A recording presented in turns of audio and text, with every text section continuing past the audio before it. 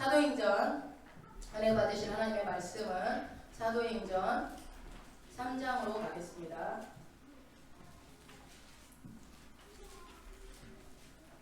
사도행전 3장 1절부터 10절까지 우리 다 같이 한 목소리로 합독하겠습니다. 다 찾으셨습니까?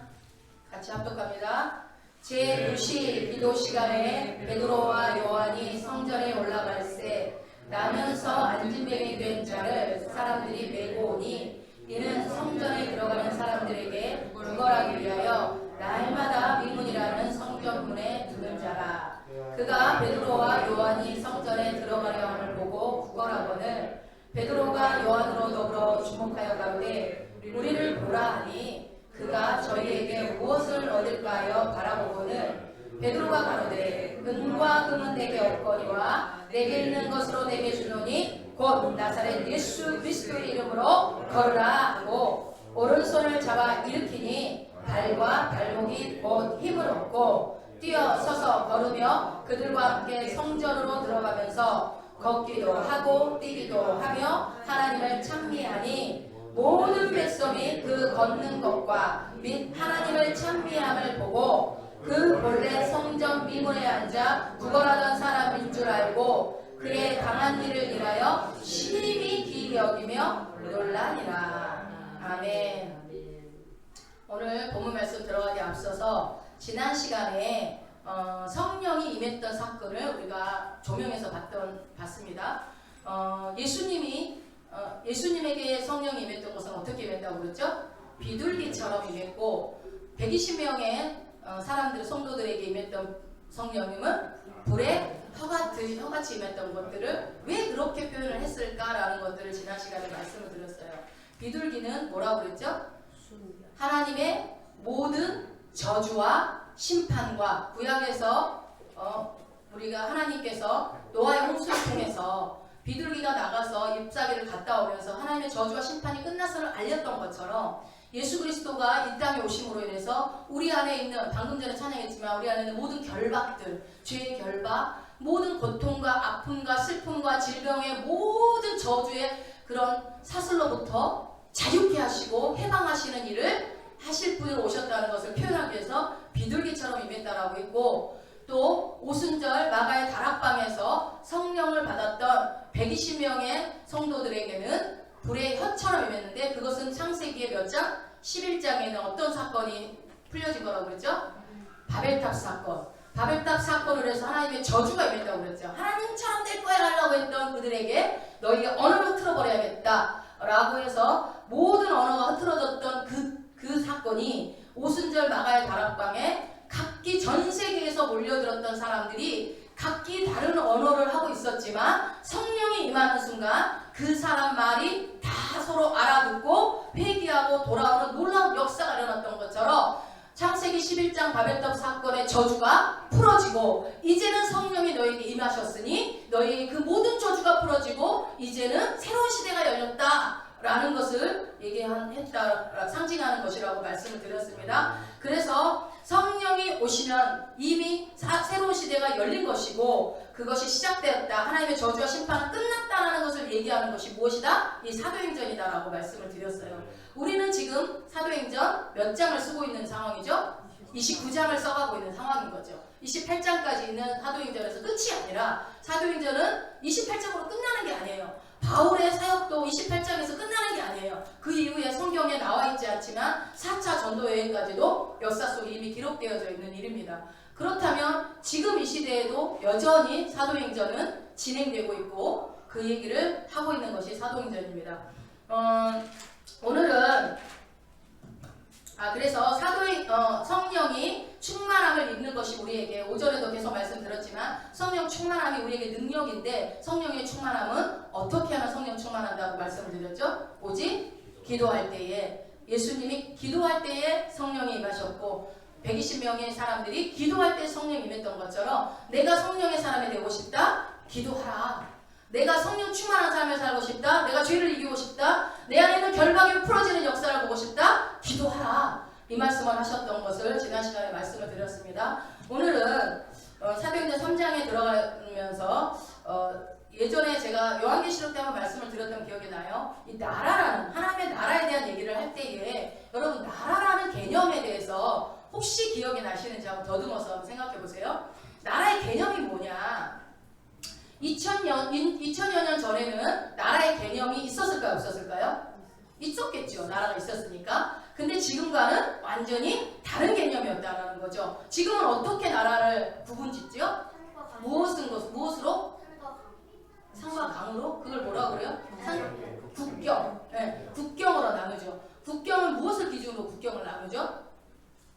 위도와 경도를 통해서 뭐 인공위성이 있기 때문에 정확하게 가를 수 있죠. 여기까지 내 땅, 여기까지 네 땅 이렇게 딱 가를 수 있죠.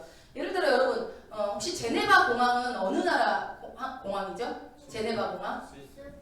네? 스위스? 스위스로 알고 있잖아요. 아니 누가 좀 표정이 그러면 아닌 척하지 말고 틀려도 괜찮아. 뭐 제네바 공항이 스위스 건지 모르면 뭐 괜찮아요. 천국 가는데 아무 지장 없어요. 제네바 공항이 스위스로 알고 있어요 우리가. 그런데 실제로 제네바 공항에 가보면은 제 스위스 게 아니에요. 뭐예요? 3분의 2는 스위스 거고 3분의 1은 어디 걸까요? 프랑스. 네. 그걸 어떻게 알아요? 네, 선이 그어져 있어요. 가면 저는 안 가봤지만 그렇대요. 제네바 공항 갈 일 있으면 한번 보세요. 프랑스 갔다? 어디 갔다? 스위스 갔다? 이렇게 할 수 있어요. 1초 만에. 프랑스, 스위스. 그렇게 구분이 되어 있어요. 그 왜 그래요? 위도와 경도를 통해서 해놨기 때문에 거기에 가운데 공항이 만들어진 걸 가지고 네 거다 내 거다 할 수 없는 게 그렇지만 3분의 2를 차지한 스위스가 더 많은 지분을 차지하고 있으니까 우리가 스위스로 알고 있는 거겠죠. 어쨌든 경계를 그렇게 나눠요. 그러나 위도와 경도가 없었던 2000년 전에는 무엇으로 국경을 나눴다고 했는지 혹시 기억나세요? 그 민족이 사는 그 나라의 사람들이 사는 곳까지. 그렇죠. 사람. 한마디로 하면 사람으로 나눴다고 했어요. 사람이 중요하다고 했어요. 그 사람이 어떤 사람이냐? 나는 이 왕의 통치를 받겠다. 나는 이 사람의 정한 그 법을 받겠다고 하는 그 사람이 있는 그 끝이 그 나라의 끝인 거예요. 그래서 내가 예를 들어서 뭐 한국이라는 나라에 우리나라에 이렇게 있지만 나는 중국이라는 나라의 왕의 통치를 받겠어. 한국에 있는 법을 난 따르지 않아. 그럼 그 사람은 한국 사람이 아닌 거예요. 그래서 중요한 것은 뭐다? 사람이었다는 거예요. 나라의 구분은 사람으로 지정이 됐다. 그러므로 하나님 나라의 가장 중요한 개념은 뭘까요? 사람으로 나눈 거예요. 어떤 사람? 하나님 나라의 사람은 어떤 사람일까요? 하나님이 나의 왕입니다라고 고백하는 사람. 하나님의 통치를 내가 받겠습니다라고 하는 사람. 오직 하나님의 말씀이 나의 삶의 기준입니다. 나는 그렇게 살겠습니다라고 하는 그 사람이 하나님 나라의 사람인 것이죠. 그 사람이 있는 곳이 그럼 어딜까요? 하나님 나라가 되겠죠. 하나님 나라. 여러분 하나님 나라 사람들입니까? 하나님의 통치를 받고 있으십니까? 아니잖아. 아멘 하지마. 아닐 때 많잖아요. 아무리 교회를 여러분 열심히 다녀도 하나님과 상관없이 내 삶의 기준을 내 자신에게 두는 사람은 어떻게 돼요? 하나님 나라를 경험할 수 있을까요? 없을까요? 없어요. 그러니까 교회만 다닌다고 다 천국 가냐? 왜? 그런 교회만 다닌다고 천국 갈 수 없는 이유가 그분의 통치를 받지 않으면 상관없는 사람이 된다는 거예요. 여러분 가룟 유다 보세요. 예수님과 3년이 넘는 세월을 동고동락하고 먹고 자고 같이 했는데 어떻게 됐어요? 예수님 뭐라고 그래요? 너는 누구 자식이라고 그래요? 마귀 자식이라고 그래요. 너는 태어나지 말았었어야 된다라고 예수님 얘기하세요. 그 얘기가 예수님의 가장 측근에 있는 제자들 속에서 일어난 얘기입니다. 그렇다면 우리가 교회를 와도 하나님 나라의 백성으로 사느냐 안 사느냐는 선택은 우리의 몫인 거예요. 분명히 교회까지 오겠는데도 하나님의 나라의 백성으로 못 산다. 진짜 슬픈 거죠. 아무리 많은 헌금을 낸다고 해서 하나님이 알아주냐? 그렇지 않다라는 거 우리가 성경에서 수많은 사례들을 보고 알죠. 아무리 내가 교회 와서 많은 어떤 주일 성수를 빼놓지 않고 한다 할지라도 하나님과 상관없는 삶을 살려고 하는 그 사람은 하나님 나라를 결단코 경험하지 못한다는 사실을 오늘 다시 한번 기억하시기 바랍니다. 그럼 어떻게 해야 된다? 하나님, 내 삶의 기준은 무엇입니다 라고 해야 되겠죠? 오직 하나님의 말씀입니다. 내 삶의 기준은 오직 하나님의 말씀입니다. 여러분 무엇인가를 선택하고 무엇인가 행동을 하기 전에 무엇이 떠올라야 돼요? 말씀이 떠올라야 돼요. 이렇게 하려다가 예를 들어서 저주를 퍼붓고 싶다가도 어때요? 여러분 저주 퍼붓고 욕하고 싶을 때 있잖아요. 그럴 때 어떻게 해야 돼요? 그냥 다 퍼붓고 회개해요? 그러실 분은 뭐 그렇게 하시고, 그런데 이제 성령이 충만하지 않으면 그냥 퍼붓게 돼요. 그런데 충만하면 어떻게 돼요? 천국 갈로 이런 식으로 이제 되는 거예요. 그런데 거기가 근데 이게 뭐라고 그러죠? 제어 장치, 브레이크를 걸어주는 것이 내 마음의 생각의 브레이크를 걸어주는 것이 성령님의 충만하심으로 하시는 건데, 그것이 무엇이든 하나님의 말씀이 내 안에 충만할 때, 여러분 성령 충만 이러니까 뭔가 이렇게 뭐 느낌적인 느낌 이렇게만 생각하지 마시고 뭐예요? 말씀이 충만하는 거예요. 말씀이 막 반응하는 것을 성령 충만이라고 표현하는 거예요. 그럼 여러분들 이해가 빠르겠죠. 내가 뭔가 하려고 하는데 오른밤 치면 왼밤도 내놓으라고 그랬어. 걷어주라고 하면 속옷까지 내놓으라고 그랬어. 이 생각이 떠오르는 것이 성령 충만한 거예요.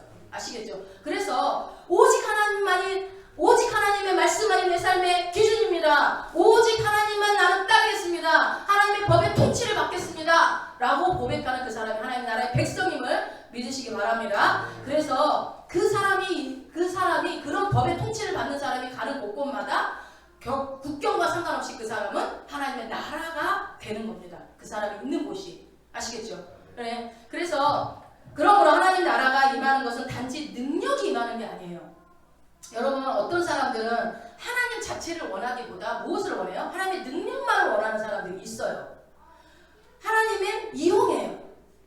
잘 생각해 보세요. 기도할 때 하나님 이렇게 해주세요. 저렇게 해주세요. 나 이렇게 하면 안 돼요. 이때는 이렇게, 저 때는 저렇게, 이렇게 말해요. 자기가 하나님을 다스려요. 자기가 하나님을 움직일 수 있다고 생각하는 거예요. 아니 그래도 막 구하라고 부르지 않았나? 막 그럼 하나님 이렇게 해주세요 하는 거 아닌가? 그거는 어린아이 신앙일 때. 애들이 그냥 아무 생각 없이 엄마 아빠 돈 주머니 생각 안 하고 막 비싼 거 장난감 막 사달라고 하잖아요. 철없이. 그 철없는 어린아이 때는 그럴 수 있어요. 그러면은 너무 짠하면 빚을 내서라도 부모가 해주긴 하지만, 조금 더 크면은 부모의 형편처지를 알 때, 집안이 어렵다고 할 때 애들이 사달라고 해요. 철든 애들은 사달라 소리 안 해요. 그냥 괜찮다고 그래, 사준다고 해도. 그런 것처럼 우리가 어느 정도 성숙한 신앙을 가졌다면 기도하는 내용을 보면 알아요. 그 사람의 교회 횟수, 직분으로 보는 게 아니라 기도의 내용을 보면 알 수 있어요. 뭐라고? 그런 내 마음대로 내가 하나님을 좌지우지하는 사람은 아무리 수억의 헌금을 낸다 할지라도, 갖다 바친다고 해도, 그 사람이 목사를 할지라도, 그 사람이 선교사를 할지라도 하나님 나라하고 상관없는 사람이라는 거예요. 너무 심하다. 뭐가 심해요? 하나님의 말씀을 들은 사람이, 하나님은 우리에게 직분을 보고 그거를 보는 게 아니잖아요. 중심을 보시잖아요. 그래서 하나님 나라의 가장 중요한 특징은 하나님이 나의 왕입니다라고 진짜 진실하게 고백하는 사람. 여러분 진짜 하나님이 나의 왕이십니까? 우리가 사형리라는 보고 전도지에 보면 4가지 영적인 원리를 사형이라고 하는데, 그 원리를 예수를 모르는 사람들한테 전할 때 그림이 나오는 거 혹시 기억나세요? 혹시? 의자가 있는데 여기 하나님이 앉아있는 사람이 있고, 어떤 사람은 의자가 있는데 내가 앉아있는 사람이 있어요.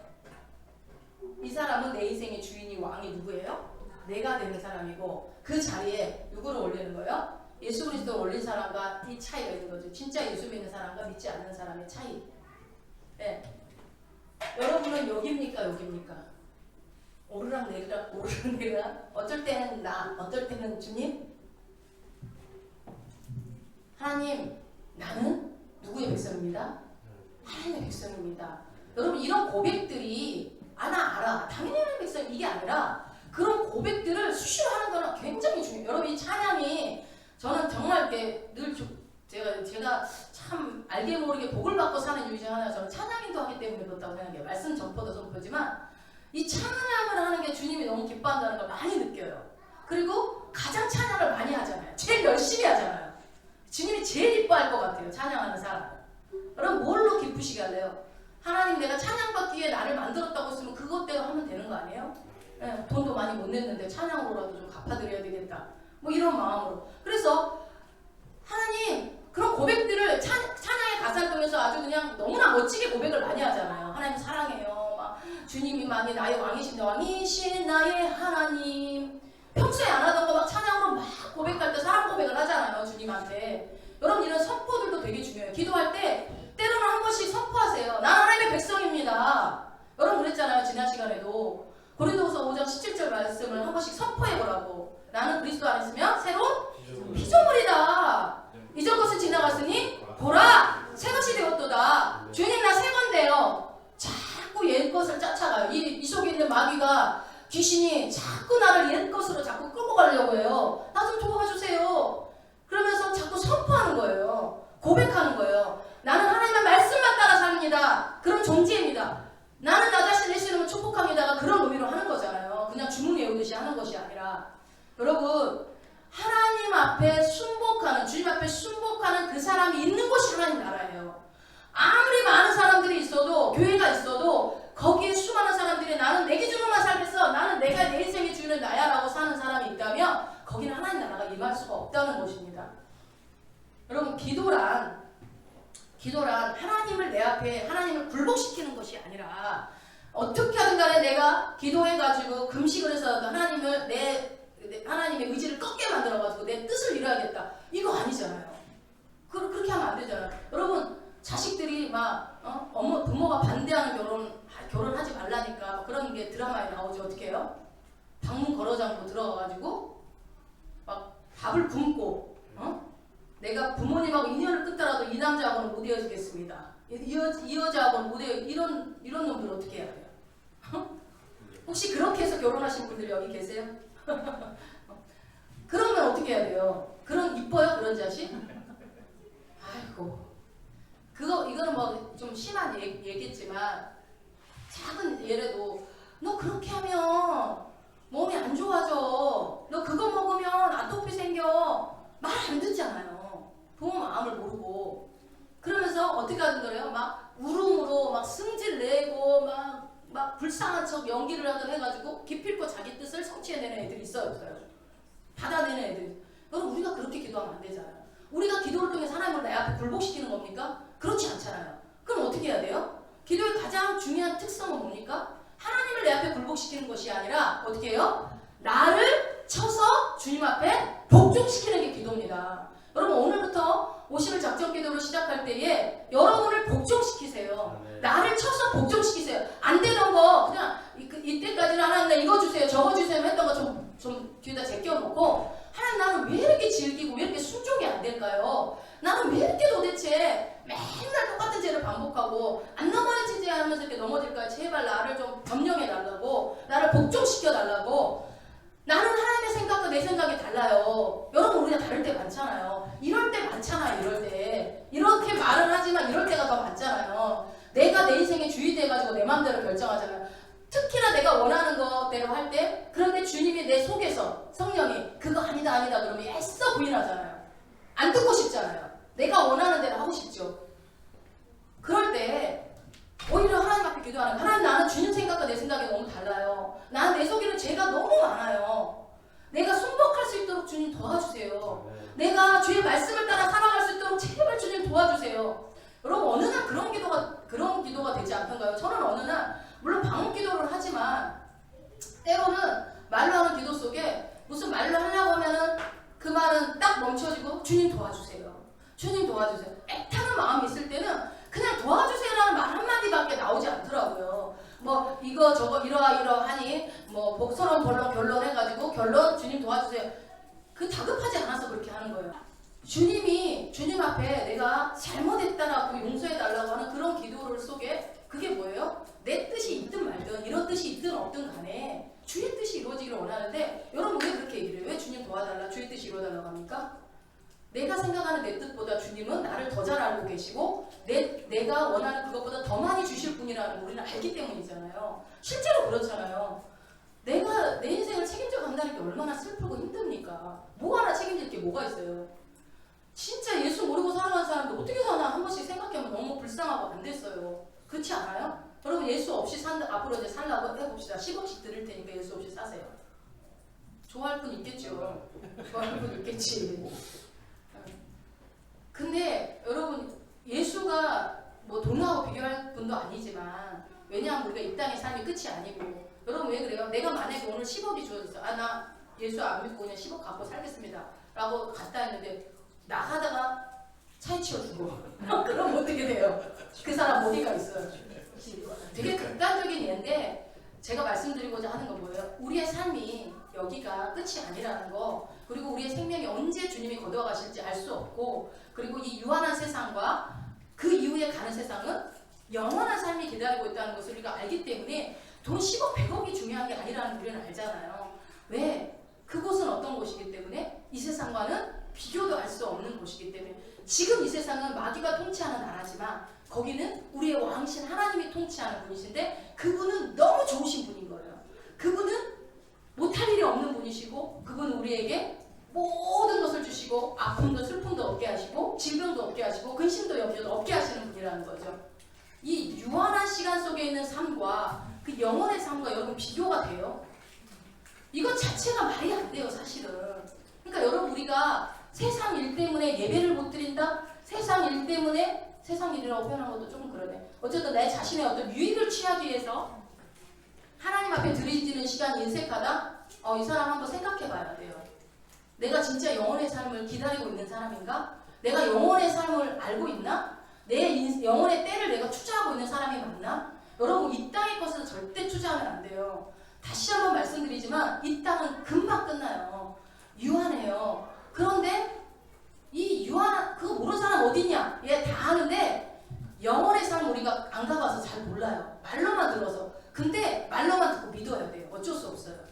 성경을 믿어야 돼요. 그런데 여러분 어떻게 해요? 그 소망 때문에 사실 이 자리에 있는 거기 때문에 여러분 영원한 삶이 기다리고 있지 않고 천국도 100년밖에 못 산다고 생각해 보세요. 뭐 소망이 있어요? 안 그래요? 아니, 아픔도 없고 슬픔도 없고 좋은데 그것도 100년이야. 제한돼 있어. 그럼 여러분 어떻게 하실래요? 그냥 여기서 그냥 거기도 확실하지도 않는데 그냥 여기서 그냥 100년 그냥 확실하게 즐기다 살다 죽지 뭘 뭐 금방 유한한 그 삶을 살겠어요. 그 영원이라는 삶, 영원하다는 것이 우리에게 주는 그 대단한 그 힘이 있는 거죠. 가끔 한 번씩 정말 생각을 해보세요. 이 영원한 삶에 내가 들어갈 것인가? 이 짧은 인생, 여러분 앞으로 지금 남은 사람이 더 적은 사람이 더 많잖아요. 여기 거의 다잖아요. 그렇다면 이제 우리가 진짜로 우리가 무엇을 바라보고 가야 될지는 정말 시대를 다 떠나서 내 나이만 보고도 빨리 깨달아야 되겠죠. 그래서 이번에 뭐 고난주가 때 목사님 얘기하실 때 거지가 돼도 예수 영혼의 삶을 놓치지 말라고 얘기를 하실 때 아는 자만이 할 수 있는 얘기잖아요. 확실하게 아는 자만은 너무 안타까운 거예요. 우리가 아이들을 봤을 때 저러면은 가다가 빨리 넘어질 건데 지 혼자 가겠다고 저렇게 엄마 소리를 뿌리친다. 100% 넘어집니다. 그러면 어떻게 해야 돼요?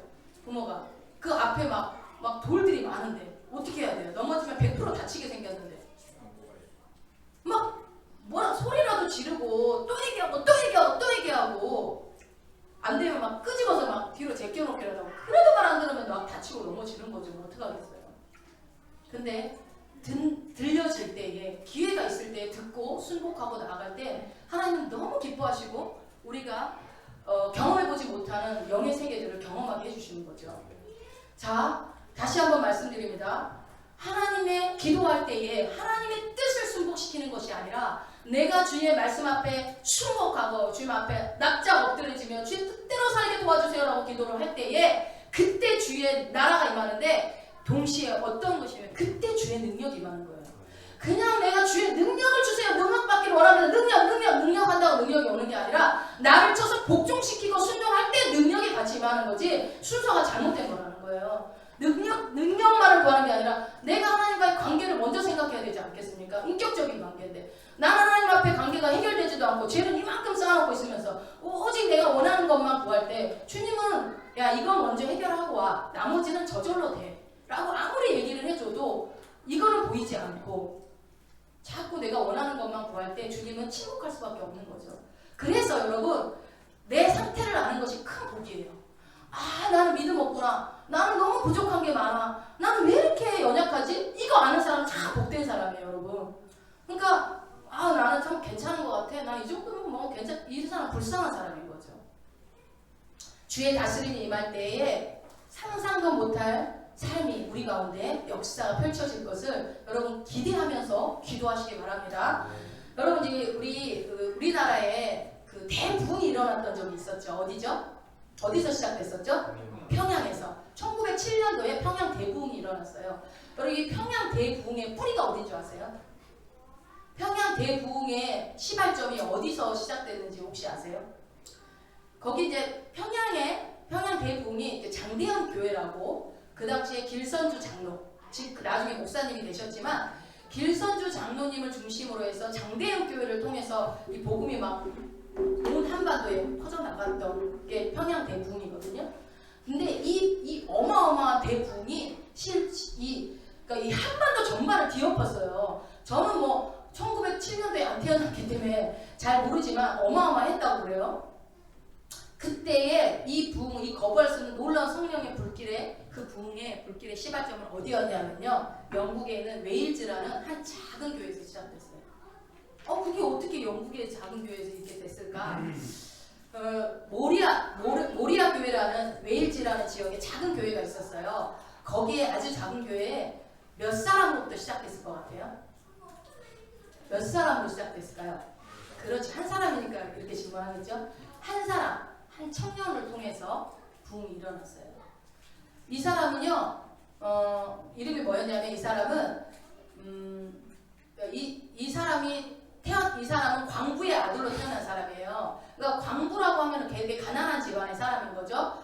이 가난한 집안에 태어난 이 사람이 이반 로버츠라는 사람이었어요. 이반 로버츠라는 사람이 광부의 아들로 태어나서 뭐 목공도 배우고 가난한 집 아들이었는데 어떻게 하다가 또 믿음이 있었던 거가 영국이 청교도로 시작되고 복음이 시발점에 있는 나라였기 때문에 복음이 팽배했던 나라인데 이제 막 잠시 이렇게 사그라들었던 그런 때였었나 봐요. 그래서 이 사람이 그 칼뱅 신학을 하러 26살쯤에 그 칼뱅 신학을 하다가 이 사람은 하나님에 대해서 한 가지만 오직 기도를 했던 사람이었어요. 어떤 기도를 했냐면 나로 죽게 순복하게 달라고.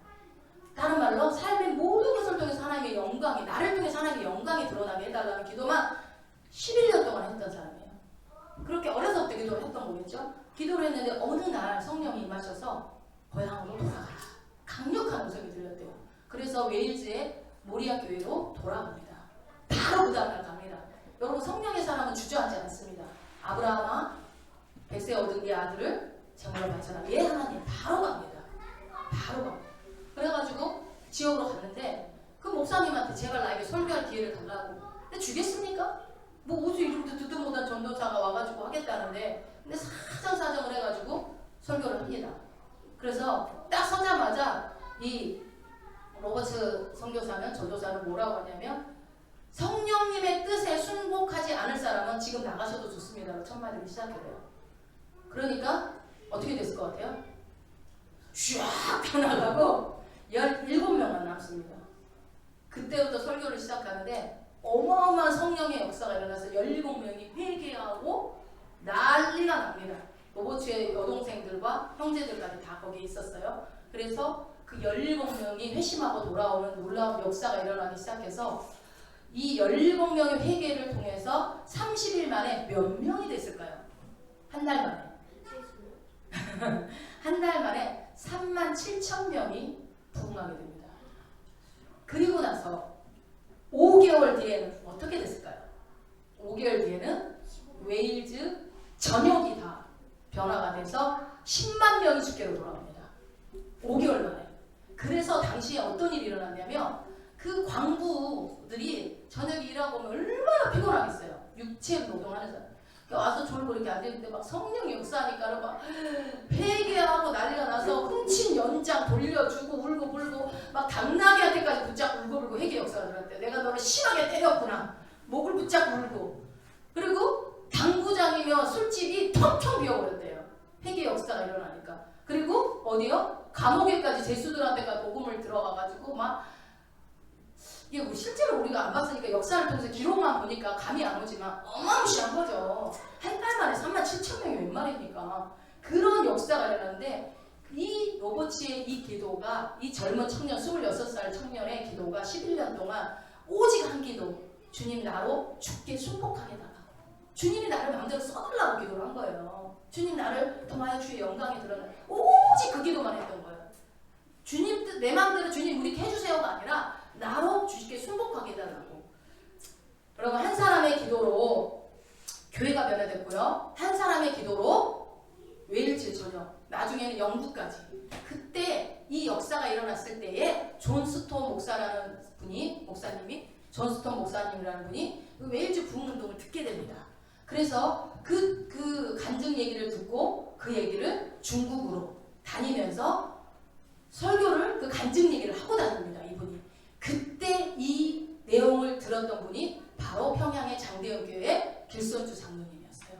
그 말을 들으니까 마음이 막 뜨거워진 거예요. 야, 우리 한국 땅에도 이런 부흥이 있었으면 좋겠다. 웨일즈의 모리나 교회에 있었던 그 부흥이 우리 한국 땅에도 있기를 막 사모하는 마음이 생긴 거예요. 그때부터 그분들이 장대현 교회 중심으로 기도하기 시작했어요. 그래서 성령이 불이 임한 거죠. 오순절 마가의 다락방이 임했던 것처럼 불의 혀처럼 임했던 그 성령이 평양의 장대현 교회도 임하기 시작하면서 그것이 어떻게 됐어요? 확 불 번지듯이 가을날에 불이 붙어서 산이 타듯이 쫙 번져서 한반도 전역에 어마어마한 대부흥의 물개. 혹시 경험하신 분 있어요? 어른들 중에서는 기억나요? 없어요? 아무도 없어요? 하나님의 통치와 여러분 우리가 중요한 하나님의 능력을 우리가 이용해서는 안 돼요. 하나님의 통치와 다스림이 내 삶 가운데서 임해서 그때 하나님의 능력이 나타난 거지. 나를 통해서 나타나는 것이 내가 마음대로 하나님 이렇게 해주세요 저렇게 명령할 수는 없는 것이라는 거죠.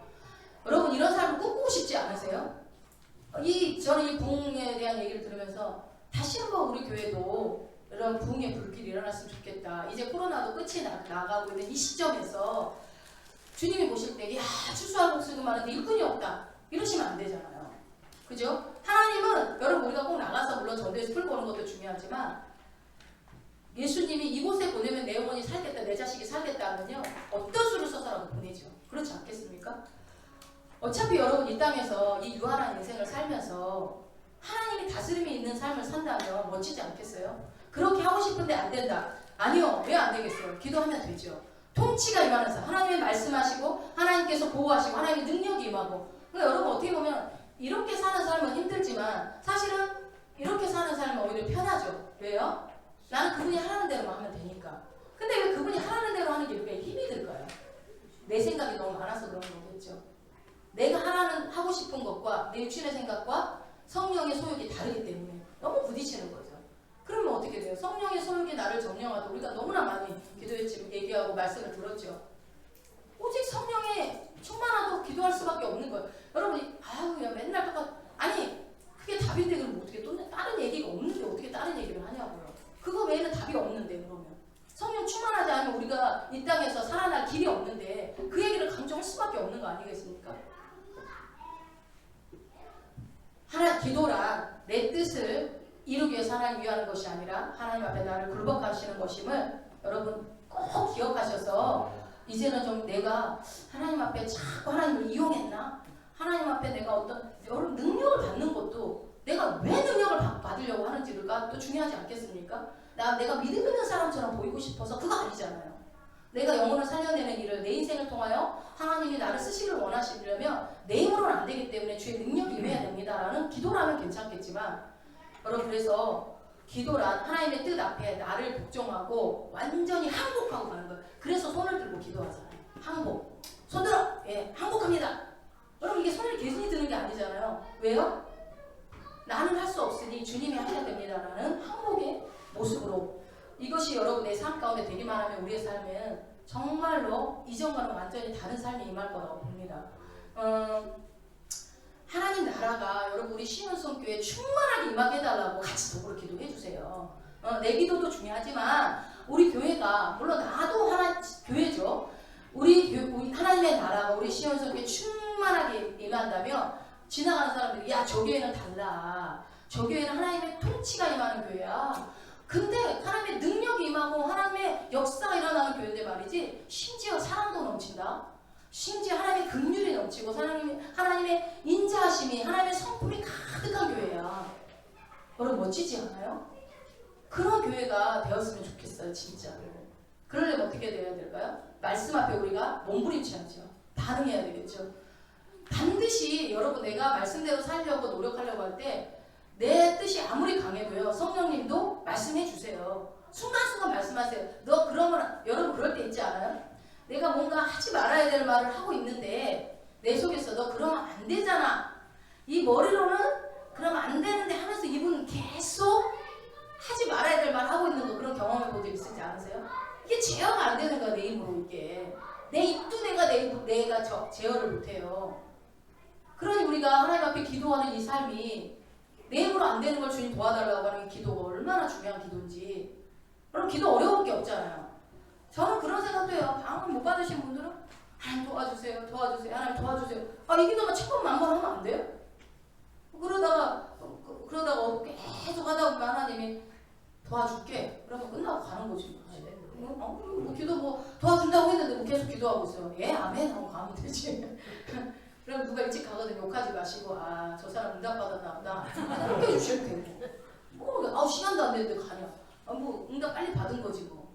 2시간 동안 졸고 앉아있는 사람보다 낫지. 안 그러겠어요?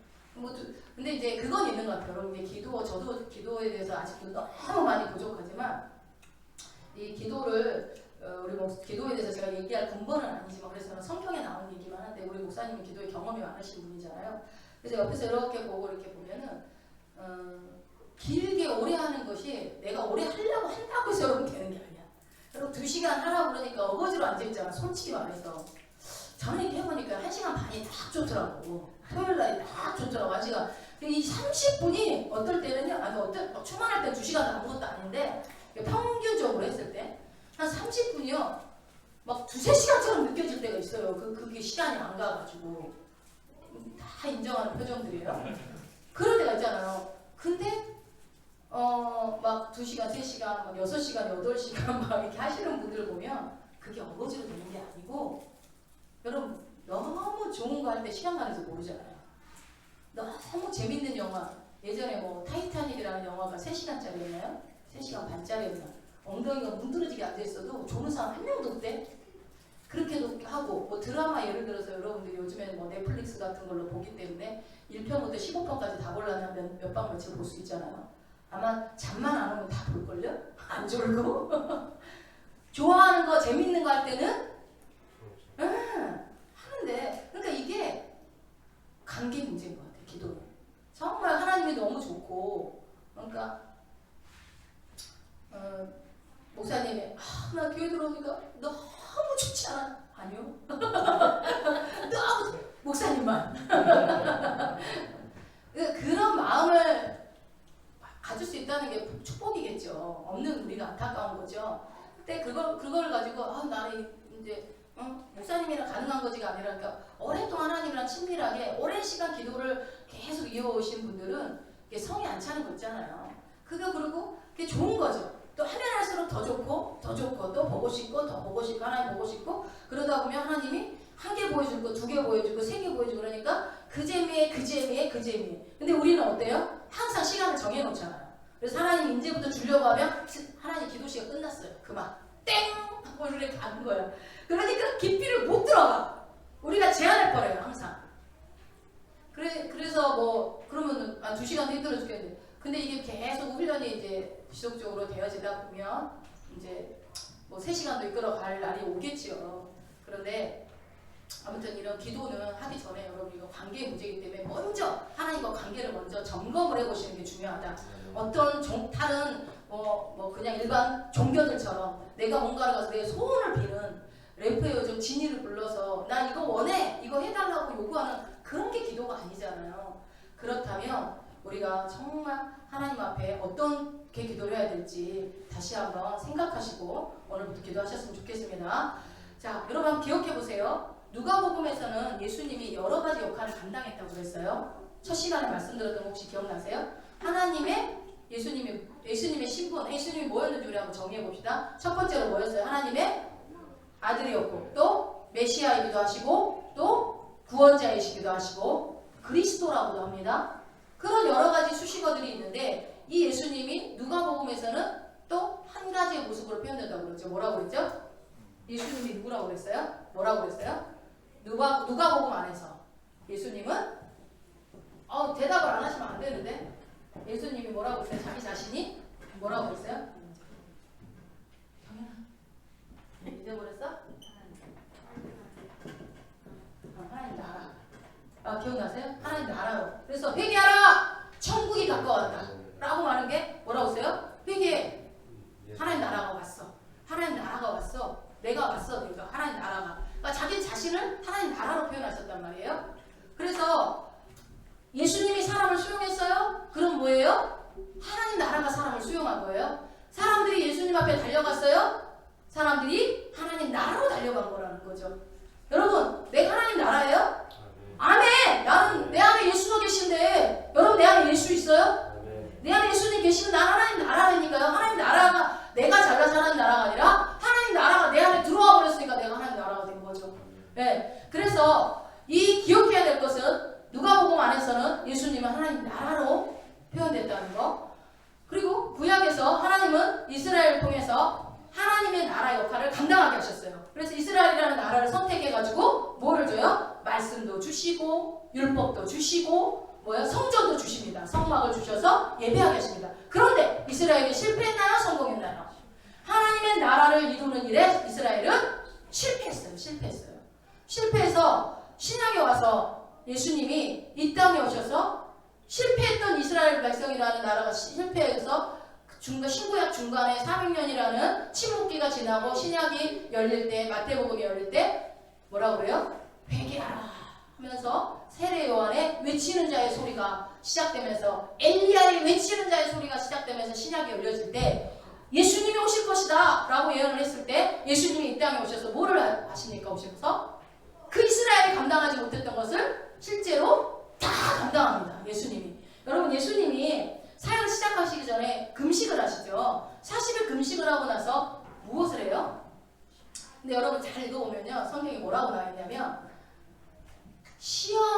예수님이 마귀에게 시험을 받으시기 위해서 광야로 가셨다고 그래요. 금식을 하러. 그러니까 마귀가 예수님이 나약화돼서 예수님이 마귀가 찾아온 게 아니고 예수님 자체가 마귀의 시험을 일부러 당하려고 가신 거예요. 왜 그랬을까요? 왜 굳이? 여러분 성경 읽어보면 그렇게 나온 거 기억나세요? 네. 몇 가지로 시험을 당하죠? 세 가지로 당합니다. 여러분 이 예수님이 당한 시험의 이 세 가지가 이스라엘 백성이 다 실패한 세 가지예요. 그 실패한 것을 완벽하게 예수님이 이겨냅니다. 마귀에게. 이 구약의 이스라엘 백성이 실패했던 그 대표적인 세 가지를 예수님이 40일 금식 기도에 마귀의 시험을 완벽하게 이겨내죠. 주 하나님을 시험하지 마. 사람이 떡으로만 사는 게 아니야. 오직 우리 하나님만 경배하라고 그랬어. 이러면서 쫙 말씀으로 이겨버리죠. 예수님은 이 땅에 오셔서 하나님 나라로 사셨어요. 하나님 나라로 살면서 모든 것을 완벽하게, 오늘 부활절인데 부활하시고 나서 승천까지 완벽하게 이루어냅니다. 그리고 승천해버렸었어요. 자, 지금 부활절이니까 예수님이 언제 승천하죠? 40일. 오늘 이제 부활하셨고 40일. 앞으로 40일 뒤에 구름 타고 천사들과 같이 올라가요. 40일 동안 이 땅에 계셨다고 그랬어요. 자, 그러면 이제 이 땅에서 하나님 나라 역할을 감당했던 예수님이 승천해 버리신다면, 승천해 버리셨잖아요 이미. 그러면 이 땅에서 이제 하나님 나라 역할을 누가 감당해야 돼요? 예수님이 본연의 자리로 돌아가 버리셨어요. 하나님 나라 역할을 감당하는 예수님이 돌아가 버리셨어요. 그러면 이 땅에서 누가 예수님의 뒤를 이어서 하나님 나라 역할을 감당할 것이냐, 이게 이제 문제인 거예요. 예수님께서 본격적으로 하나님 나라 역할을 감당했던 그 시점, 그 하나님의 아들로서 구약에 예언되었던 메시아로서의 본격적인 사역을 시작했던 그 시점은 누가복음에서는 언제였었어요? 성령이 임했을 때였죠. 마찬가지로 사도행전에서는 동일하게 누구에게 성령이 임해요? 120명의 사람들에게 성령이 임하면서 그때부터 성령을 받은 120명의 사람들이 무슨 역할을 감당하는 거예요? 예수님이 성령 받아서 사역을 시작하셨던 것처럼 120명이 성령 받고 하나님 나라의 역할을 감당하기 시작한 거예요. 그 역할을 그러니까 누가복음을 쓴 저자인 누가가 사도행전에도 그런 식으로 연결해서 패턴을 이어가는 거죠. 그러면 그 사람들을 보고 우리는 누구라고 그럽니까? 그러니까 성령을 받은 120명의 그 사람들이 누가복음에서 예수님이 담당했던 그 역할을 이제 바톤을 이어받은 거예요. 우리는 그 120명을 뭐라고 부를까요? 한마디로 무엇이라고 부르냐면 뭐라고요? 교회라고 부릅니다. 교회. 나는 교회입니까? 예, 아멘. 나는 교회죠. 예, 그 사람들을 교회라고 해요. 하나님께서는 이 땅에 교회를 세우세요. 여러분이 교회에 대한 얘기를 하면요, 이 교회가 얼마나 정말 주님이 좋아하시고 기뻐하시고 가치 있게 여기시고 교회를 사랑하시는지 여러분 그거 알면요, 정말 우리가 교회에 소속되어 있다는 게 얼마나 감사한지 몰라요. 하나님께서는 이 땅에요, 그러니까 예수님이 승천하고 올라가 버리셨잖아요. 그리고 나서 성령을 주시잖아요. 대신 성령이 오셔서 더 좋아졌어요. 예수님이 계실 때보다. 그리고 나서 한 일이 뭐예요? 교회를 세우셨어요. 그 교회를 누가 세우신 거예요? 성령이 세우신 거예요. 성령님이 교회를 세우시는데, 그리고 나서 이 교회를 세우시고 나서 하나님이 이루시고자 하는 게 있었어요. 교회를 세우고 나서 하나님의 꿈이 있었어요. 뭘까요? 뭘까요? 여러분 아까 얘기했잖아요. 예수님이 하나님 나라 역할을 감당했었는데 그 바톤 이어서 하나님 나라 역할을 누가 감당할 것인가? 네, 교회가 감당해야 될 일이 뭐라고요? 하나님 나라를 이루는 거. 하나님 나라를 이루는 일을 하나님은 교회를 세우면서 꿈을 꿨어요. 이 교회를 만들면서 이 하나님 나라가 이 교회를 통해서 이루어지기를, 이스라엘 백성을 선택해서 하나님의 나라를 만들려고 했던 것처럼 신약에 와서는 하나님을 실패했던 이스라엘 백성은 정말 그 이스라엘 유대인들 어마어마한 고난을 당한 역사 속에서 다 실패해버리죠. 예수님을 못 박아 죽인 그 피가 내 자녀에게로 돌아가서 그대로 다 돌아갑니다. 놀라운 그런 예언대로 다 이루어지고 신약에 와서 예수님이 오셔가지고 어떻게 됩니까? 예수님이 그 모든 것들을 다 이기시고 승리하셔서 결국은 하나님의 나라, 교회를 세우셔서 그 몸의 교회의 머리로 오십니다. 예수님 오셔서 하나님 나라를 이 땅 가운데 펼치시는 것이 하나님의 꿈인 거예요. 여러분 교회가 있어야 되죠. 반드시 있어야 돼요. 나 집에서 신앙생활 잘하는데 말씀 나 주일날 막 10개 설교 듣는데 이 교회 목사님 저 교회 목사님 막 이러면서 막 나 진짜 막 그래서 내 삶이 너무 정말 말씀 앞에 충만해. 여러분 그 정상이에요? 아니에요. 공동체 안에서 하나님은 하나님 나라를 이루라고 명령하셨어요. 초대교회 교회들이 나오죠. 교회는 여러분 지금 이 세상 임금이 누구죠? 마귀가 세상 임금이에요. 여러분 그래서 이 땅에서는 우리가 하나님의 나라의 백성으로서 왕같은 제사장으로서 하나님의 자녀로서 천국을 100% 못 누린다고 그랬잖아요. 세상 임금이 마귀인데 어떻게 누려요? 그 마귀는 이 세상이 자기 거기 때문에 모든 문화, 정치, 경제 모든 영역을 교육을 다 통틀어서 이용해서 자기의 나라를 확장시켜 나가고 있어요. 지금 이 시간에도 해나가고 있는데, 그런데 우리를 이 땅에 이 마귀의 지배 아래 우리를 놔뒀단 말이에요. 하나님이. 여러분 하나님이 안전장치도 없이 우리를 여기다 놔뒀을까요? 아니 세상 임금이 마귀인데 그 마귀 속에 그래서 우리를 너희들을 보내는 것이 예수님이 뭐라고 그래요? 이리 때한테 내가 너희들을 보내는 것 같아. 아니 여러분 자식이 저기 가면 잡아먹힐 게 뻔히 알면서 너 사자굴 들어가라 이런 부모 있어요? 그럴 리가 없잖아요. 안전장치가 뭘까요? 교회. 교회가 천국이라니까요. 교회가 하나님 나라. 그러니까 여러분 우리가 살 수 있는 길은 그래서 교회 안에 들어와야 살아요. 하나님의 백성은. 내가 예수 믿어 하면서 교회 안 나오는 사람은요 예수 믿는 거 아니에요. 말씀을 모르는 거지. 알면 그러지 못하겠죠. 안타까운 거죠. 그럼 이 하나님의 나라라는 것이 이 교회 안에 들어와서 근데 하나님 나라가 있는데 나 근데 교회 오면 하나님 나라가 아니라 더 시험만 들고 상처만 받고 가던데 그러면 안 되죠. 그러면 안 되죠. 물론 사람이 있는 곳에 다툼도 있을 수 있고 문제가 있을 수 있지만 여러분 교회는 그래서 교회가 뭐냐면요. 여러분 교회를 여러분 다시 한번 잘 기억해요. 교회는 친목단체가 아니에요. 교회는 문화센터도 아니에요. 교회는 복지센터도 아니에요. 교회는 좋은 강의 들으러 오는 곳이 아니라고요. 교회는 뭐예요? 교회는 뭐 하는 곳이에요? 교회는 뭐 하는 곳이죠? 예배. 누구를요? 오직 하나님을 예배하는 곳이 교회죠. 오직 하나님을 경외함으로 예배하는 곳. 그 하나님의 나라를 이 땅 가운데 이루기 위해서 우리가 할 수 있는 것은 오직 교회만 감당할 수 있다는 사실 여러분 기억하세요. 하나님 나라는 바깥에서 절대 못 만들어요. 교회 안에서만 만들어질 수 있어요. 그래서 하나님께서는요 이 일을 이루시기 위해서 교회에 힘을 줄까요 안 줄까요? 반드시 주지요. 교회에 반드시 힘을 줍니다. 능력을 줄까요 안 줄까요? 반드시 줍니다. 여러분 내가 교회입니까? 아멘. 눈에 보이는 이 공동체도 교회입니다. 있습니다. 큰 교회, 개개인의 교회. 그러면 하나님은 교회를 통해서 하나님 나라를 이루시려는 게 꿈이 있다고 그랬어요. 그 꿈을 이루시고자 하는 게 지금도 하나님의 계획이시고 앞으로도 계속 그 일을 해나가실 거예요. 누구를 통해? 교회를 통해, 나를 통해. 그러면 그 교회에 이 세상 임금이 마귀가 있는 이 세상 가운데서 하나님 나라를 이루어가기 위해서는 하나님이 우리가 연약한 거 알기 때문에 힘을 준다 안 준다? 100% 준다. 능력 준다 안 준다? 준다. 그래서 사모해라, 달라고 해라, 다 주겠다. 구해라, 주시겠다. 원하면 만나주겠다. 문을 두드려라, 열어주겠다. 계속 해주겠다는 거예요. 왜요? 이 땅에서 마귀가 임금으로 우리에게 점령하러 들어와서 통치하려고 하니까 우르사자처럼 다니면서 집어삼키려고 하는 거 알고 있는 그분께서 그거를 너 힘으로는 못 이겨. 눈에 보이지 않는 마귀랑 어떻게 싸워요? 도저히 못 싸워요. 마귀는 죽지도 못하는데, 죽일 수도 없는데. 그거 아시는 주님께서 우리에게 힘과 능력을 주십니다. 그 교회의 힘과 능력, 교회에게 주는 그 힘과 능력이 두 가지로부터 나옵니다. 어디서 나올까요? 그 힘과 능력은? 어디로부터? 어디에서만 나올까요? 교회의 능력은 어느 공동체, 어느 단체, 어느 정부나 기업도 가지지 못한 거예요. 오직 교회만 가질 수 있는 게 있어요. 교회만이 있는 능력이 있어요. 뭘까요? 이 얘기를 내가 레이기 할 때 했던 것 같기도 합니다. 레이기 강의할 때. 세 글자. 뭐예요? 교회는? 교회의 능력은 어디서 나온다고요? 거룩함. 네, 거룩함. 내가 거룩하니? 너도 거룩하다. 우리가 어떻게 거룩해져요? 정결도 힘든데. 여러분 기억나세요? 부정, 정결, 거룩함 기억나세요? 네.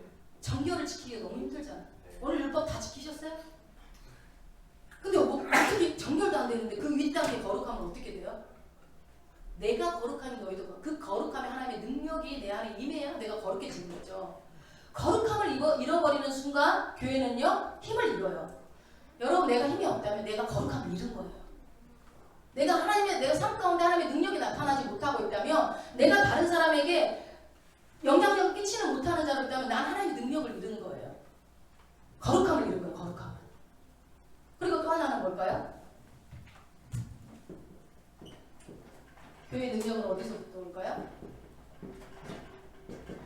이 얘기도 했던 것 같은데 뭐예요?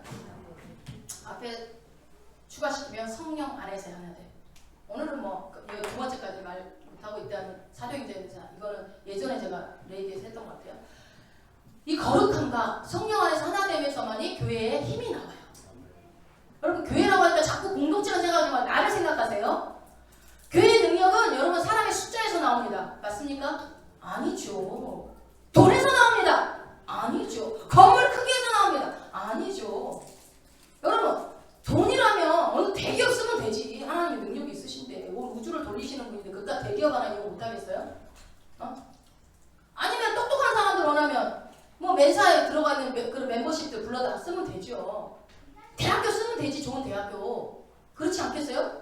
하나님께서 이 땅 가운데 이루시기를 원하시는 그 하나님 나라의 능력은 오직 거룩함에서 나온다는 것을 여러분 기억하시기 바랍니다. 그래서 여러분 우리가 해야 될 일은 나는 거룩하고 싶어도 거룩할 수 없기 때문에 근데 거룩해질 수 있어요. 어떻게 하면 거룩해질 수 있다고요? 하나님의 영이 내 안에 충만하게 거하면 거룩해지는데 하나님의 영이 내 안에 충만하려면 뭐가 없어야 돼요?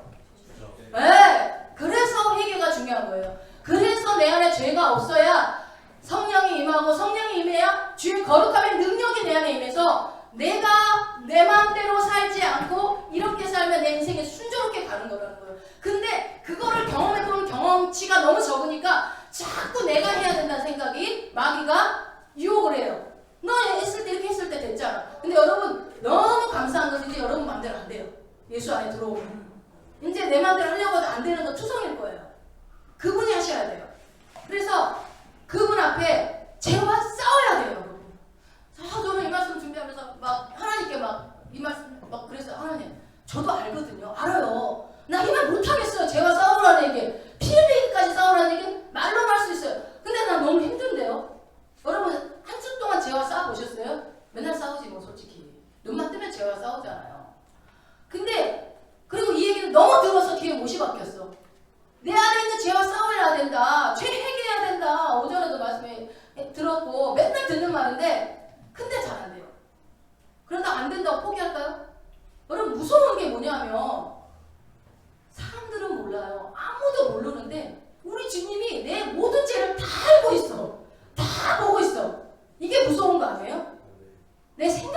있고 내 모든 행위를 아무도 안 보니까 슬쩍 주님은 보고 계시잖아요. 겉으로는 내가 거룩거룩했지만 내 속이 썩 문드러져 있는 건 주님은 아시잖아요. 죄 짓는 것을 여러분 우리가 두려워해야 되는데 두려우세요?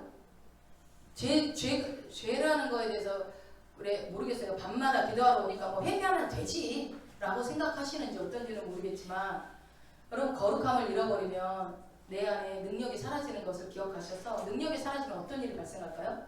분란이 일어나죠. 문제가 생깁니다. 부딪히는 일이 생겨요. 그리고 어때요? 감사가 사라집니다. 평강이 사라져요. 평화가 없어져요. 하는 일마다 짜증이 나요. 지긋지긋합니다.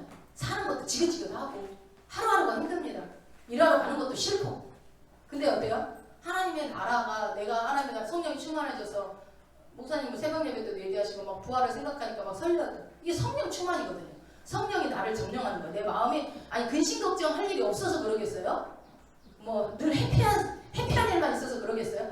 아니잖아요. 이게 내 삶은 여전히 근심거리들이 투성이가 있지만 어느 순간에 똑같은 직장이고 똑같은 가정이고 똑같은 남편이고 똑같은 아내고 똑같은 애들인데 어느 날 갑자기 어때요? 막 해보고 싶다 마음도 들고 막 감사가 막 저절로 막 오늘따라 막 왠지 밥도 감사하고 막 오늘따라 왠지 막 그냥 막 출근길이 막 그냥 기쁘고 꽃만 봐도 할렐루야 이렇게 되고 그런 데 있지 않아요? 잊어버렸구나. 어디서 떨어졌는지 찾으세요. 네. 그러니까 이 거룩함을 잃어버린 순간 그 힘이 발휘되지 못하는 거. 그러면 여러분 질문해봐야죠. 나는 거룩한가? 나는 거룩한가? 내가 죄와 싸우고 있는가? 저는 너무 감사한 게요. 여러분 이제 여러분 우리가 매일 와서 억지로라도 기도하는 게 얼마나 감사한지. 억지로 십자가 된 불에 된 시몬이 평생 성경책에 불에 된 시몬 적혀서 이름이 알리잖아요. 그 사람이 믿음이 있었겠어요? 뭐 어떻게 잘생겼겠어요? 어떻겠어요? 억지로 너 일로 와. 저 십자가 대신 졌다가 야 나 불에 된 시몬 너무 부러워. 근데 여러분 우리가 억지로 와서 이 기도하는 이 시간에 어떤 힘이 있냐면요. 제가 보니까 어느 날요. 제가 막 뭐라고 이제 하나님 보시기에 이제 교만해 보였나 봐요. 막 이제 제 생각에 이 다음 일에 네가 죄질까봐 그러니까 이게 청년 충만할 때 얘기예요. 다음 일에 죄질까봐 걱정이 되셨는지 제가 이렇게 걸어가다가 계단 올라가다가 잘못돼서 그걸 알죠. 발이 다 안 올라가서 넘어질 뻔한 거. 아이쿠 이러고 넘어질 뻔해 뭐 들고 있다가 아이쿠 이러는데 그때 말씀이 팍 튀어나와요. 선줄로 생각하면 넘어질까 두려워. 내가 깜짝 놀랐어요 여러분. 그런 경험 있으시죠? 말씀이 툭 튀어나와요. 성령 충만할 때. 지금은 잘 안 튀어나와요. 그러니까 그렇게 가끔 이렇게 튀어나올 때가 딱 있어요. 그럴 때 두 가지 선택을 할 수 있어요. 나는 뭐야? 저 섰거든요. 이 다음 시간부터 내가 죄를 짓지 않게 해서 심사숙고 노력하고 어떻게든 나를 지켜야 되겠다. 둘 중에 하나. 선택을 해야죠. 근데 대부분 우리는 첫 번째로 금방 잊어버려요. 그러고 나서 그날 어때요? 넘어져요? 안 넘어져요? 넘어질 일이 꼭 생기죠. 그러니까 이게 근데 이제 제가 이제 아직까지 그걸 기억하고 있다는 거 너무 깜짝 놀라서 그리고 그때 그리고 그런 성령께서 여러분 우리 안에 성령이 계시고 우리가 둔해서 못 듣는 거 늘 말씀하시거든요. 아침에 여러분 그런 때 있어요. 출근하기 전에 출근 준비할 때 뭔가 오늘은 조심해야 될 것 같아요. 뭔가 오늘은 회사 가서 뭔가 뭔 일이 일어날 것 같은 그런 느낌적인 느낌 받아본 적 없어요? 있죠? 없어요? 없구나. 둔하구나. 아니면 막 아침에 막 출근하기 바빠요? 그럴 때 한번 예민하게 주님 오늘 혹시 하면서 기도해 보세요. 반드시 뭔가 말씀하시는 게 있더라고요. 네. 그런 것처럼 여러분 내가 죄와 싸워서 반드시 이기려고 승리하려고 노력하는 자에게 그 능력이 임하시고 그때 하나님이 도와주시는 거지 가만히 있는 사람을 도와줄 수는 없다는 겁니다. 여러분 오늘날 교회는 사람의 숫자 가지고 힘을 발휘하고 돈에서 힘을 얻는다고 생각을 하지만 거룩한 사람이 몇 명만 있으면 교회는 그냥 걱정도 안 해도 돼요. 걱정도 안 해요. 사도행전에서 여러분 교회는요 그냥 공동체가 아니었어요. 그냥 건물이 아니고 하나님 나라였습니다. 하나님 나라 한 사람 한 사람이 모여서 진짜 내가 한 사람 한 사람이 하나님 나라 역할을 잘 감당하며 시온성교회 하나님 나라는 뭐 말하는 말 하겠죠. 한 사람 한 사람이 하나님 나라 역할을 감당한다며. 여러분 그러면 사도행전 안에서 교회가 확장된다는 것은 그 무엇이 확장된다는 것을 얘기하는 걸까요? 하나님의 네, 하나님 나라가 확장. 그럼 또 질문. 어느 지역에 교회가 세워졌다면 그곳에 무엇이 임한 거예요? 하나님의 나라가 임하면 어떻게 돼요? 영향력이 있어요. 반드시. 근데 여러분 내가 하나님 나라라는 생각이 없으면 영향력이 탱이는 어떻게 돼요? 막이 밥밖에 안 된다니까요. 막이 밥밖에. 여러분 이런 것을 꿈꿔보자는 거예요. 꿈꿔보자. 교회를 세운다는 것은 단지 건물이 아니라 그러니까 우리가 숫자가 몇 명이고 건물이 어떻게 생겼고 쓰기 불편하고 편하고 이런 건 둘째 문제고 하나님의 나라가 임하고 그의 통치가 임할 때에 회복이 일어나요. 여러분 이 50일 작전기도 때 뭐 이렇게 얻고 싶은 거 있으세요? 그러지 말고 내 영혼이 회복되기를 기도하세요. 회복이 일어난다니까 반드시 회복이 일어나. 하나님 나라가 있는 곳에는 반드시 회복이 일어납니다. 오순절 성령이 임하셔서 이 땅에 교회가 세워지고 가장 먼저 언급된 사건이 오늘 본문의 말씀이에요. 사도행전 3장. 이거 다음 시간에 얘기해야 될 것 같아요.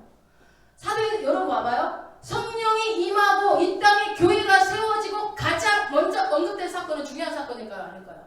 엄청 중요한 사건이겠죠. 첫 번째 사건이니까. 베드로와 요한이 제9시, 지금으로 따지면 오후 3시입니다. 오후 3시에 정해진 시간에 기도하기 위해서 어디를 가요? 네, 성전에 올라갑니다. 그때 성전 미문에서 어떤 사람이 있어요? 그냥 앉은뱅이 하지 말고 뭐라고 성경에? 날 때부터 걷지 못하는 자가 한 사람을 만나게 됩니다. 성전에 여러분 가는 사람들이 다 목적이 있겠죠. 어떤 목적으로 갈까요? 성전 갈 때? 우리는 흔하게 뭐 예배 드리러 간다. 그게 제일 정상적인 거죠. 그런데 어때요? 어떤 사람은 장사하러 가는 사람이 있어요. 있어요? 없어요? 많아요. 큰 교회 장사하러 오는 사람 되게 많아요. 장사하러 가는 사람. 또 어때요? 교회 건물이 훌륭하면은 건물 관광하러 가는 사람도 있습니다. 그리고 또 있어요? 커피 마시러 가는 사람도 있어요. 또 그리고 뭐예요? 누군가를 내가 사모하는 어떤 분이 있어서 그 사모하는 그분을 만나러 가는 사람도 있어요. 연애하러. 자기가 목적이 있단 말이에요. 장소는 목적에 따라서 쓰임을 받겠죠. 여러분 콘서트홀은 뭐 하는 데예요? 콘서트홀은 음악을 듣거나 연주하는 곳이 콘서트홀이죠. 거기 가서 게임하지 않잖아요. 여러분 스키장에서 모닥불 펴놓고 캠핑해요? 참 맞지. 그 장소에 따라 목적이 다 있습니다. 근데 교회는 그 목적이 뭐라고 그랬어요? 하나님은 예배하는 곳이에요. 하나님은 예배 드리는 곳이에요. 남녀노소 모두 누구에게나 공통된 목적은 예배 드리는 곳이에요. 하나님을 경외하고 예배 드리는 거. 그래서 하나님을 두려워해야 돼요. 그러니까 성전에 들어올 때 정말 내가 하나님을 예배하러 왔기 때문에 두려운 마음으로 예배를 드리죠. 교회는 하나님을 경외하고 예배하는 거 목적에는 싹 없어져야 돼요. 그런 거 있을 필요 없어요. 친목도모 그거 아니어도 밖에 동아리 모임 많아요. 그런 거는 먹기 위해서 그런 거 먹방 보면 되고. 여기는 교회는 뭐예요? 오직 하나님을 경외하기 위해서 모이고 예배하는 곳으로 모인 곳이라는 거예요. 이 베드로와 요한이 성전에 올라갔을 때 성전 미문에 또 다른 목적을 가지고 앉아있는 사람이 있었으니 이 사람의 목적은 뭐였어요? 구걸. 구걸하려고 앉아있는 사람이었어요. 그래서 이 사람은 본문에 보니까 날 때부터 걷지 못하는 사람이었대요. 그래서 이 사람은 자기 혼자서 걸어갈 수 있어요? 없어요? 그러니까 누가 갖다 놨다고 돼 있어요. 성전문에 두는 자라 라고 2절에 나와 있어요. 그러니까 누가 뜸어다가 놓은 거예요. 그런 사람. 이 사람 나이가 몇 살일까요? 몰라? 왜 몰라요? 나이 나왔는데. 몇 살이에요? 나랑 동갑이에요? 사도행전 4장 22절에 나와 있잖아요. 뭐라고 나와 있어요? 4장 22절 읽어봐요. 40여 세. 이 표적으로 병나은 사람은 40여 세. 이 사람은 40여 세쯤이에요. 날 때부터 거치고 누구 도움 없이 40년 넘게 산 사람이에요. 이 사람이 재밌는 거는요. 이 사람이요. 늘 성전 미문에서 멈춰요. 거기서 멈춰요. 성전 미문이라는 건 성전 바로 앞 입구를 미문이라고 해요. 바로 앞에 있고 저문 저 바깥에 보면 말고 바로 앞에 있고 꼭 거기서 멈춰요. 그래서 이 사람이 항상 안으로 들어가지 못한 건지 들어가지 않은 건지는 모르겠어. 성경에 안 나와 있으니까. 그렇지만 항상 이 사람이 멈추는 곳은 성전 바로 입구 미문 앞에서 멈춥니다. 왜요? 뭐 하려고요?